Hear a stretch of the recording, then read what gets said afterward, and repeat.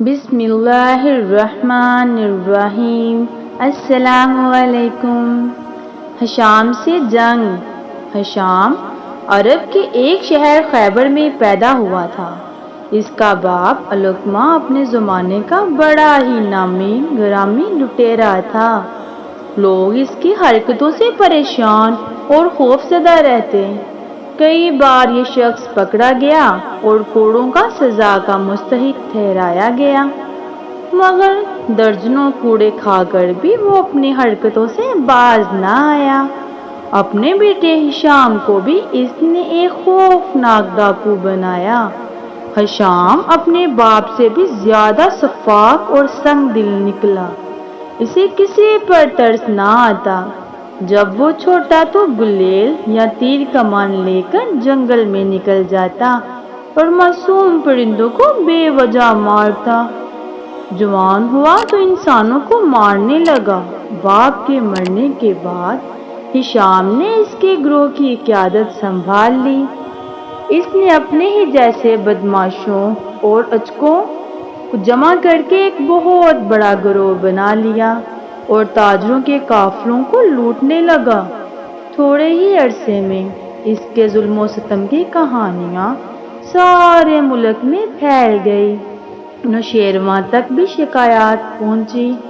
اس نے کئی بار اپنی فوج بھیجی کہ حشام کو گرفتار کر کے لائیں، لیکن وہ ہر بار بچ نکلنے میں کامیاب ہو جاتا۔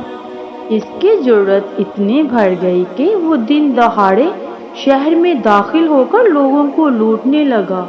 لوگ اسے دیکھتے ہی تھر تھر کانپنے لگتے۔ کسی کی مجال نہ تھی کہ اس کے سامنے چوں بھی کر سکے۔ ایک دن حشام شہر میں گھوم رہا تھا کہ نوشیروان کی فوج کے سپاہی بھی وہاں آ گئے۔ ان کا مقصد اس وقت حشام کو پکڑنے کا نہ تھا، وہ خیبر کے لوگوں سے اپنا سالانہ خراج وصول کرنے کے لیے آئے تھے۔ حشام کو پتہ چلا تو وہ اپنے آدمیوں کو لے کر شاہی فوج کے مقابلے پر آ گیا اور ایسا حملہ کیا کہ فوج کے بہت سے سپاہی مارے گئے۔ جو بچے وہ بھاگ نکلے۔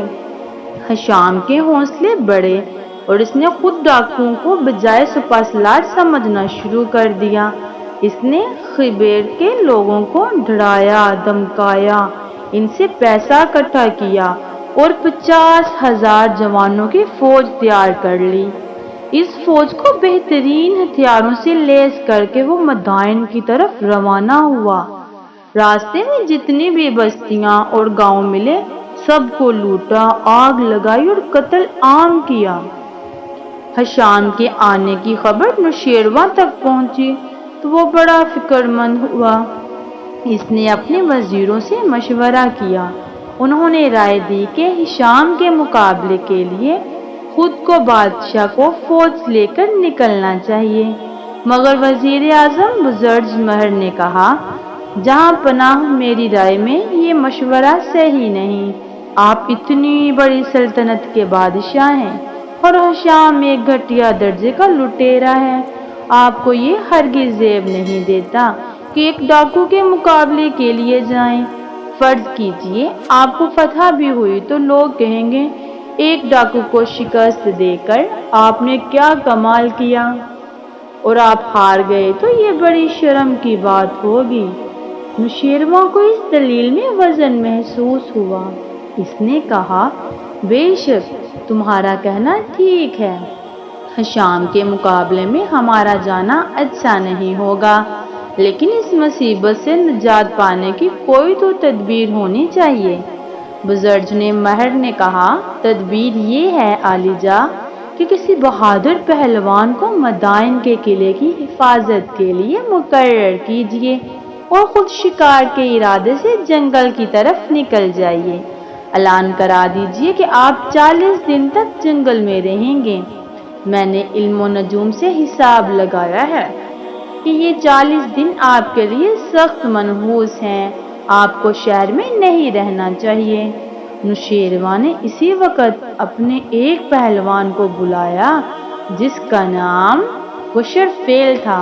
وہ حاضر ہوا تو نوشیروان نے کہا، دیکھو ہم شکار کھیلنے جنگل میں جا رہے ہیں، 40 دن کے بعد آئیں گے، سارا شہر اور قلعہ تمہاری حفاظت میں ہے، اگر دشمن شہر پر حملہ کرے تو سب شہریوں اور فوج کو قلعے میں لے جانا اور قلعے سے باہر ہرگز مت نکلنے دینا اور ہرگز مت لڑنا۔ خسرو نے وعدہ کیا کہ وہ نوشیروان کی ہر ہدایت پر عمل کرے گا۔ نوشیروان بزرگ مہر اور دوسرے سرداروں کے ساتھ لے کر جنگل کی جانب چلا گیا۔